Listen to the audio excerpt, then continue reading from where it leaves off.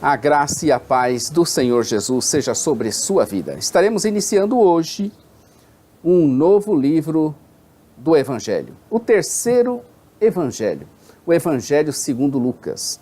Antes de entrarmos no livro de Lucas, faremos um breve resumo sobre o seu Evangelho, seguindo a Bíblia de Estudo de Genebra, que você encontra aqui na nossa loja, ao fundo aqui. Nós estamos vendo o background com as nossas camisetas, bonés promocionais aqui da loja Os Semeadores.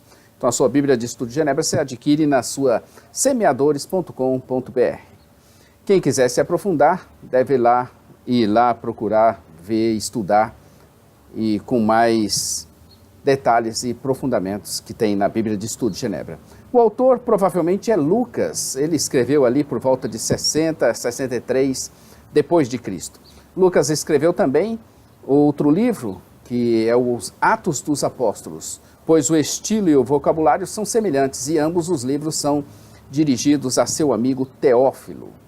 Não há identificação do autor pelo seu nome, porém algumas passagens estão na primeira pessoa do plural, indicando que o autor foi companheiro de Paulo em algumas de suas viagens. Somente algumas pessoas são mencionadas nas cartas que Paulo escreveu em Roma, onde termina a seção construída na primeira pessoa do plural. Veja aí Atos 28, 16. Porém, esses nomes não são mencionados em Atos. Dentre essas pessoas, Lucas é o autor mais provável dos dois livros. Essa opinião é apoiada pela tradição que atribuiu com unanimidade a autoria do livro a Lucas. O prefácio deixa claro que o escritor não foi uma testemunha ocular dos fatos relatados. Tanto o Evangelho de Lucas como o livro de Atos revelam que o seu autor foi um homem erudito, que pesquisou as informações de que necessitava para escrever, porém não foi um dos seguidores iniciais de Jesus. Nada se sabe sobre Lucas, a não ser que se pode apurar nos seus dois livros e pelas escassas referências a ele nas cartas de Paulo. Diz a tradição que Lucas veio de Antioquia, e Colossenses 4,14 indica que ele era médico. Algumas vezes a autoria de Lucas é defendida por causa da ocorrência de termos médicos nos livros de Lucas e de Atos. Porém, tem sido demonstrado que os médicos na época do Novo Testamento se comunicavam usando a linguagem do povo e não possuíam um vocabulário técnico próprio. Todavia, isso não é inconsistente com a tradição, e o autor certamente demonstra interesse pelos doentes. O propósito do Evangelho de Lucas é apresentar ao seu amigo Teófilo e a todos nós um relato fiel e organizado, visando estabelecer os fatos a respeito do ministério de Jesus e sua importância para a história da salvação, além de fornecer parâmetros para a igreja em sua pregação de arrependimento e perdão em nome de Jesus para todas as nações. Vamos encontrar dentro do Evangelho de Lucas que Jesus era o Messias de Israel, que ele trouxe o reino de Deus, que ele controlou conscientemente os acontecimentos de sua vida com o objetivo de cumprir o seu ministério e entregar a si mesmo como oferta pelo pecado por meio da crucificação. Os fatos do Evangelho são verificáveis historicamente. Jesus Cristo nasceu, foi crucificado e sepultado, ressuscitou da morte e ascendeu aos céus. A salvação está disponível a todas as pessoas, inclusive aos menos privilegiados socialmente. Portanto, os cristãos devem receber e honrar todos aqueles que se entregam a Cristo. A oração, e finalmente a sexta, é uma parte muito importante na vida de todos os cristãos. Algumas características gerais do Evangelho de Lucas. Ele parece ter sido escrito mesmo por volta do ano 63 depois de Cristo. Ele foi escrito antes de Atos dos Apóstolos, e Atos termina com Paulo sendo preso em Roma. Essa prisão terminou em 63 depois de Cristo. E é razoável supor que, se Lucas soubesse da libertação de Paulo, ou de sua morte, ele a teria mencionado com certeza. Isso indica que o livro de Atos foi redigido em 63 depois de Cristo e que o Evangelho de Lucas é um pouco mais recente. Além disso, uma vez que Lucas registrou em Atos 11, 28, o cumprimento da profecia de Ágabo, então provavelmente teria feito o mesmo com a profecia de Jesus sobre a destruição de Jerusalém. Lucas 21, 20. Caso tivesse escrito o livro depois do ano 70. É uma questão de lógica mesmo. Seu público original, Lucas dirigiu o seu evangelho diretamente ao excelentíssimo Teófilo, cujo nome Teófilos significa amado de Deus ou amigo de Deus, o que apoia a noção de que Teófilo era uma pessoa real. Embora dirigido especificamente para ele, o conteúdo é também de particular interesse de todos os cristãos. Lucas, preocupado com um relato fiel, preciso e completo. O prefácio ao Evangelho de Lucas esclarece que ele escreveu principalmente com o objetivo de fornecer uma exposição em ordem, capítulo 1, verso 3, para que Teófilo pudesse ter plena certeza, verso 4, daquilo que ouviu. Em outras palavras, Lucas quis relatar a verdade sobre o que Jesus realizou. No entanto, a sua preocupação principal não era simplesmente registrar fatos históricos. Ele estava interessado em explicar a história da salvação. Lucas apresentou o seu relato com o objetivo de mostrar o que Deus havia feito por meio de Jesus para implementar o estágio final da salvação. Nesse sentido, apresentou Jesus como Messias que trouxe o reino de Deus. Lucas não negligenciou a natureza humana de Cristo.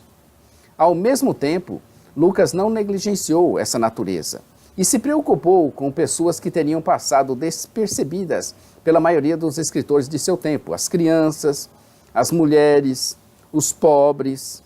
Embora muitos considerem essas pessoas insignificantes, Lucas registrou o interesse especial que Jesus tinha por elas. Lucas certamente foi uma pessoa muito culta e capaz de escrever em diferentes estilos. Lucas, então, tem um estilo aprimorado. Seu parágrafo de abertura se assemelha ao grego clássico antigo. Porém, em outras passagens, sua linguagem relembra o estilo simples da Septuaginta, a tradução grega do Antigo Testamento. Claramente, Lucas viu nesse arranjo um estilo adequado para a composição religiosa na qual ele estava muito empenhado. A descrição que ele faz da viagem de Jesus, que ela empreendeu em direção a Jerusalém e ao sacrifício na cruz, se sobressai na estrutura literária do Evangelho. Lucas e a soberania divina. A soberania de Deus no ministério e morte de Jesus é salientada à medida que Jesus caminha em direção à cidade onde ele morreria pelos seus pecados. Lucas enfatizou a importância da oração. Durante o seu ministério, Jesus orou antes de momentos cruciais. 9 orações de Jesus estão incluídas no Evangelho. 7 das quais são registradas somente em Lucas, além de parábolas sobre a oração registrada apenas em Lucas. Então, houve uma grande ênfase, tanto a ênfase na soberania de Deus, quanto na oração.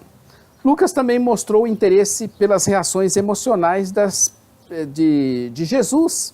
Por exemplo, somente o seu evangelho relata as canções grandiosas de alegria que acompanharam o nascimento do Messias. Capítulo 1 de Lucas. Faça aí uma leitura prévia, 80 versículos, antes de nos ouvir. Veremos aí Maria a Bem-aventurada. Estamos vendo o Evangelho de Lucas. Lucas identificou o seu destinatário e o seu desejo de escrever um relato histórico confiável sobre Jesus. Estamos na primeira parte, no prefácio. Então estamos começando Lucas. Graças a essa iniciativa do companheiro de Paulo, Lucas, temos um Evangelho de Paulo. Quero dizer, de Lucas. Evangelho de Lucas, de Paulo. Pois que os fatos aqui relatados acabam sendo de Paulo mesmo, né? Com certeza Lucas não escreveu sem ter consultado e pesquisado com esmero para escrever a Teófilo, e uma de suas consultas, a melhor e mais precisa, foi Paulo, que também ajudou Lucas para escrever Atos dos Apóstolos. Então, nós temos aí uma ajuda nessa escrita por parte de Paulo, com certeza. Lucas escreveu o parágrafo de abertura em estilo grego clássico. É um modo de introdução que se esperaria numa obra literária dirigida a um grande público. Lucas dirigiu-se a Teófilo como se fosse seu patrono e explicou as razões por que havia escrito. Embora muitos escritos da igreja primitiva se perderam, o propósito de Deus foi realizado nas coisas sobre as quais eles escreveram. Havia evidências confiáveis sobre os fatos que foram escritos, os quais foram consultados por Lucas. Eles eram fontes confiáveis e também pessoas que pregaram a mensagem de Deus. Lucas considerava a pregação da palavra, Atos 8:4, como pregar Jesus. Veja Atos 9:20, onde pregava, no original em grego, significa pregava Jesus. Lucas não foi uma testemunha ocular, mas fez um inquérito completo e declarou que suas informações eram confiáveis, pois a buscou diligentemente de fontes confiáveis, como ele relata. Lucas começou a sua pesquisa desde o início do movimento cristão. Toda a sua pesquisa estava agora sendo direcionada ao excelentíssimo, uma maneira apropriada de se dirigir a uma pessoa de alta posição social numa cultura helenista, Teófilo, e, consequentemente, a todos nós, graças a Deus. Nas palavras de Paulo a Teófilo, a fé cristã era bem fundamentada. Segunda parte. Preparação do ministério público de Jesus. Começa aqui no versículo 5 do capítulo 1 e vai até o capítulo 4 no verso 13. Então veremos até o capítulo 4 no verso 13 que Lucas registrou acontecimentos importantes antes do início do ministério de Jesus. Salientou que os papéis de João e de Jesus estavam interligados e que Deus estava intervindo para trazer salvação ao seu povo. Assim nós dividimos também essa segunda parte em duas subpartes. Vejamos a primeira: 2 mães, 2 crianças. 2 mães, 2 crianças. Aqui é a partir do verso 5 até o capítulo 2 inteirinho, o próximo capítulo que veremos amanhã. A história cristã sobre as origens de Jesus está relacionada com o nascimento milagroso de João Batista, precursor de Jesus. A preparação para o ministério público de Jesus. Lucas começou o seu relato registrando vários acontecimentos que precederam o início sobrenatural da vida terrena de Jesus Cristo. Ele é, sem dúvida, um ser extraordinário. Lucas inicia com o anúncio do nascimento de João Batista. Ele começou se referindo a Herodes, o Grande, que reinou de 4 AC até 37 depois de Cristo. O que Lucas relata ocorreu ao final do reinado de Herodes. Seu foco está direcionado para um sacerdote chamado Zacarias, da ordem de Abias. Havia apenas um templo e o sacerdote seguia uma escala de serviço para exercer as suas funções. Ele era da ordem de Abias, o 8º de um total de 24 turnos, 1 Crônicas 24:10. Cada turno ministrava por uma semana, 2 vezes por ano. Isabel era sua esposa. Para um sacerdote, era uma bênção especial ter uma esposa de linhagem sacerdotal. De modo consistente, Lucas observa atentamente o papel que as mulheres desempenham na história que ele está contando. Lucas faz questão de enfatizar que ambos eram justos e andavam irrepreensivelmente. Essa expressão forte não significa que nunca pecaram, mas sim que eram pessoas piedosas e honestas diante do Senhor. Eles não tinham filhos, apesar da idade avançada de ambos. Ter filhos era considerado uma recompensa por um serviço fiel prestado a Deus. Salmo 127, versos 3 a 5. Logo, esse casal, ciente, deve ter sofrido por causa da infertilidade de Isabel. Estando a serviço, observe que Deus nunca chama desocupados para o seu serviço, mas sempre quem está trabalhando. Coube-lhe em sorte entrar no templo do Senhor para oferecer incenso. Uma das funções sacerdotais era manter aceso o altar diante do Santo dos Santos. O incenso era renovado todos os dias antes do sacrifício matinal e após o sacrifício vespertino. O numeroso contingente de sacerdotes a serviço de um único templo significava que apenas uns poucos tinham oportunidade de participar desse ritual. Além disso, nenhum sacerdote poderia oferecer o incenso mais que uma vez em toda a sua vida, hein? Alguns sacerdotes nunca tiveram esse privilégio.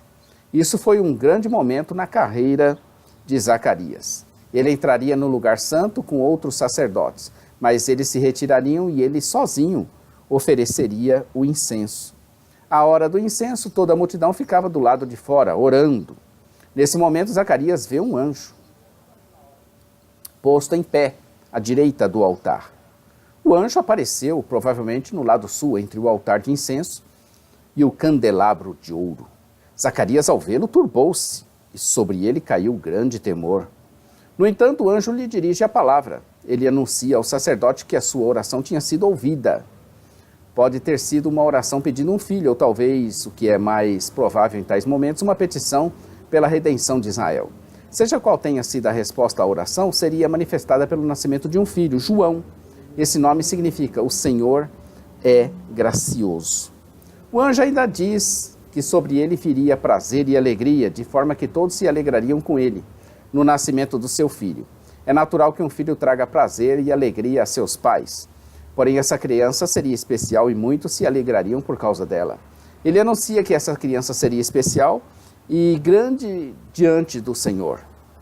Pelo fato de que ele teria de se abster de bebidas alcoólicas, muitos estudiosos supõem que João deveria fazer o voto de Nazireu, número 6, de 1 a 4. Porém, Lucas não confirma isso, não. É mais provável que João tivesse uma posição exclusiva, não sendo sacerdote nem Nazireu.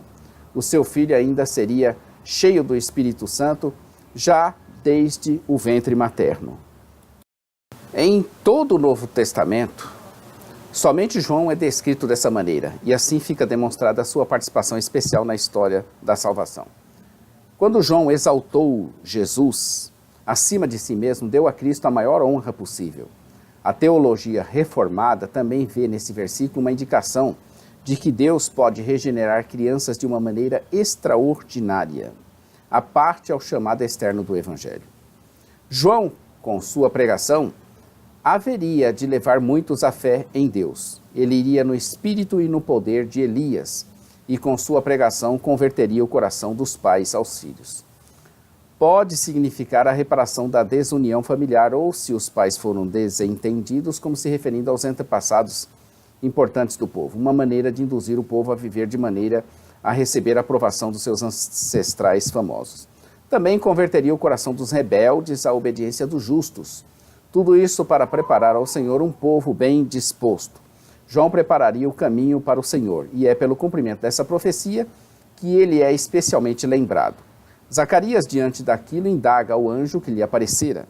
O nome do anjo era Gabriel, literalmente, homem de Deus. Gabriel é um dos dois únicos anjos que são chamados pelo nome nas Escrituras. O outro anjo é Miguel.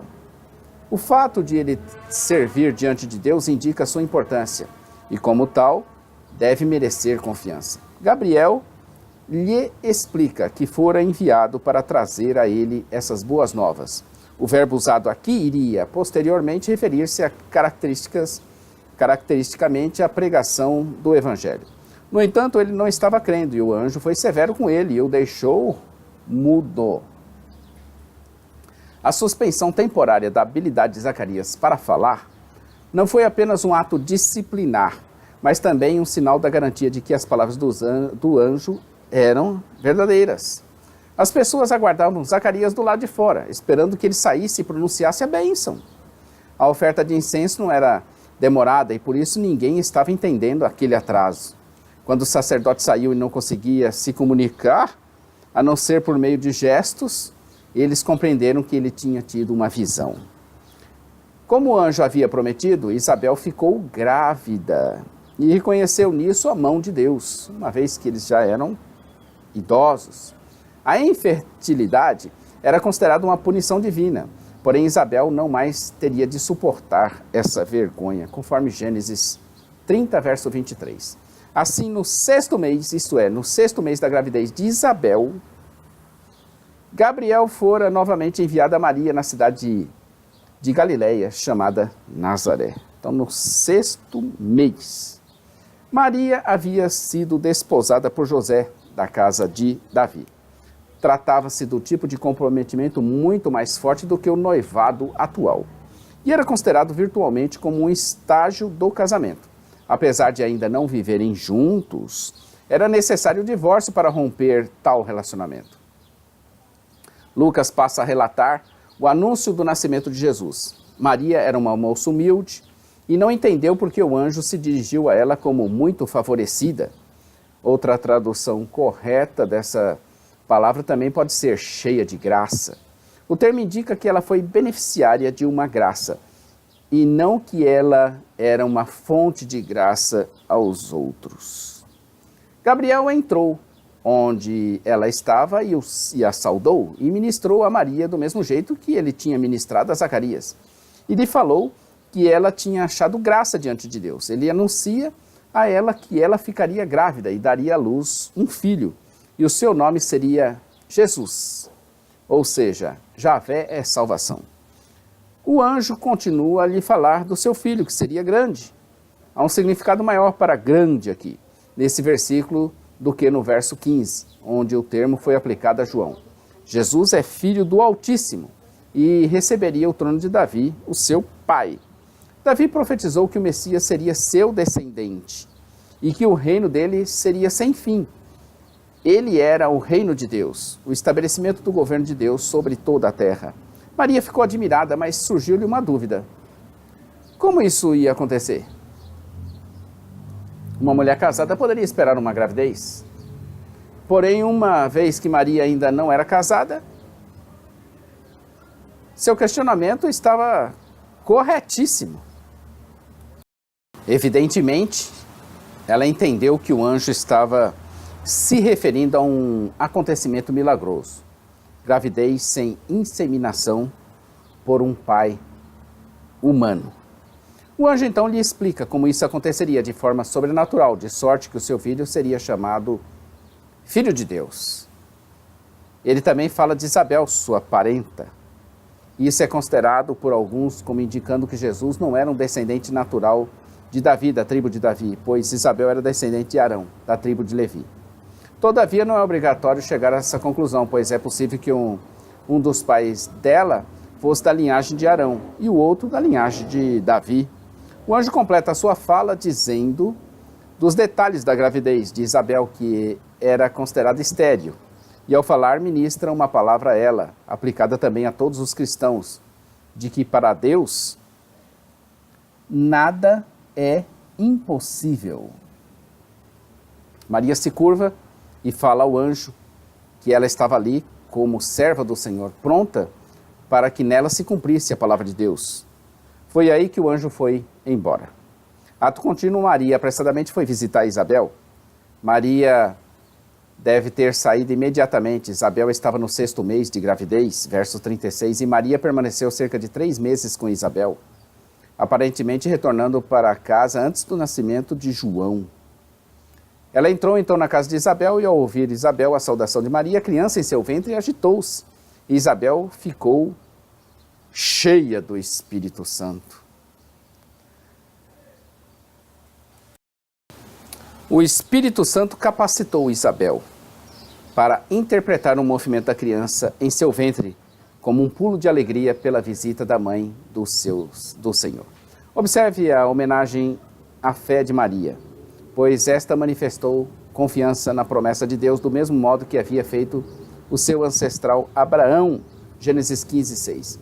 Maria, então, dos versos 46 até os versos 55, cheia do Espírito Santo, abre a boca para louvar e adorar a Deus. Essa canção de louvor, chamada posteriormente de Magnificat, por causa da primeira palavra da canção em latim, manifesta a preocupação de Deus com os humildes e fracos, bem como a rejeição dos orgulhosos. Observe que Maria utiliza palavras semelhantes às de Ana, em 1 Samuel 2, de 1 a 10. Incluir essa canção logo no início do seu relato foi uma das maneiras que Lucas usou para compor o seu evangelho, seguindo o mesmo padrão de 1 e de 2 Samuel. Maria, humilde, se designava sua serva, verso 48. A palavra significa escrava e expressa servidão humilde. Maria enfatizou o poder, a santidade e a misericórdia de Deus para com o pobre.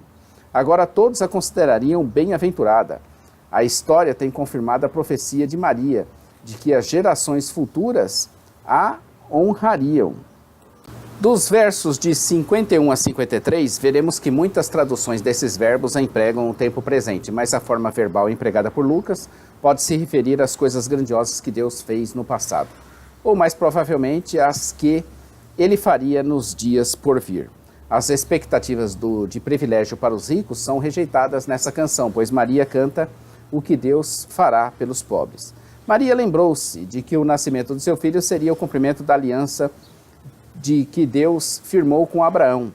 Paulo tinha a mesma opinião, Gálatas 3,16. Chegou finalmente o tempo de Isabel dar à luz e a criança nasceu vigorosa e cheia de vida. No 8º dia, os meninos judeus são circuncidados nesse 8º dia de vida, Gênesis 17:12. Porém, essa é a primeira evidência da tradição de dar nome ao filho homem nesse dia. Eles queriam colocar o nome da criança de Zacarias, mas a mãe dissera a eles que não, que ele se chamaria João. Foram tirar dúvidas com Zacarias. E ele então estava mudo e provavelmente também surdo. Ele então foi escrever o nome da criança numa tabuinha, uma tábua rasa coberta com cera. Ele escreveu o nome de João e todos se maravilharam. Foi aqui, nesse instante, que sua língua destravou. A obediência a Deus resultou na bênção da fala. Então a língua tinha sido travada pelo anjo e aqui agora ela foi destravada. Então é como se tivesse uma ligação lá na cabeça, nos neurônios, foi desconectada e agora conectada novamente, né? Pelo poder de Deus. Incrível, né? As primeiras palavras de Zacarias foram de louvor a Deus, a única atitude apropriada diante de uma grande intervenção divina. E sobre todos veio grande temor, caiu temor em todos ali. Zacarias também se encheu do Espírito do Senhor e até profetizou. Bendito seja, uma maneira comum de iniciar uma declaração de ação de graças, Salmo 72, 18 e Salmo 124, verso 6, por causa de uma visitação especial de Deus ao seu povo que os remiria da escravidão. Uma poderosa salvação estava sendo providenciada, literalmente chifre. Essa metáfora se refere ao chifre erguido de um animal como símbolo de força, e aqui indica que a salvação é um ato poderoso de Deus. Essa frase, Davi, seu servo, demonstra que Zacarias louvou a Deus pelo seu filho, pois esse filho seria o precursor do filho de Davi, o Messias. João serviu a Jesus quase da mesma maneira que Samuel serviu a Davi. Há várias alianças mencionadas no Antigo Testamento, porém Isabel sempre considerou a aliança feita com Abraão a mais importante, pois foi a primeira aliança que o separou dos outros povos. Dos versos de 76 a 79, essa linguagem é semelhante à de Isaías 41 e Malaquias 3:1. E pressupõe que Jesus, a quem João iria preparar o caminho, é de fato o próprio Deus. Essa expressão do verso 78, se referindo ao Oriente do Alto que nos visitou, NVI, refere-se ao Messias, Malaquias 4:2. Porém, o termo grego Anatole significa apenas levantar, o que leva alguns a cogitar que a metáfora se refere ao rebento de Jessé. Todavia, a referência ao nascer do sol é mais provável, pois no Antigo Oriente Próximo era comum se referir à entronização de um novo rei como nascer do sol. E aquele menino especial crescia e se fortalecia em espírito, verso 80. Ele viveu nos desertos. João cresceu no deserto, onde pode ter tido contato com inúmeras comunidades religiosas, tais como a Qumran, um grupo de pessoas que deixou Jerusalém por causa da corrupção das autoridades religiosas da cidade. Hoje em dia são mais conhecidos por terem preservado os manuscritos do Mar Morto. Lucas 1, verso 1. Visto que muitos ouves que empreenderam uma narração coordenada dos fatos que entre nós se realizaram, esse é o verso de número 1 do Evangelho de Lucas, que tem 80 versículos. E o versículo 80 diz: o menino crescia e se fortalecia em espírito, e viveu nos desertos, até o dia em que havia de se manifestar a Israel. João Batista é, assim, o último representante do Antigo Testamento. E a conclusão de sua missão é apontar para o Cristo, o Messias, como o Cordeiro de Deus que tira o pecado do mundo. Eis o Cordeiro de Deus que tira os pecados do mundo. Ele aponta para Cristo Jesus. Após isso, ele seria recolhido para a sua glória, para a glória, para Jesus iniciar seu ministério até a sua volta. E nós aqui estamos, nos últimos dias, com a missão de anunciar o Evangelho e apontar também, como João Batista, para Cristo Jesus. Essa é a nossa missão.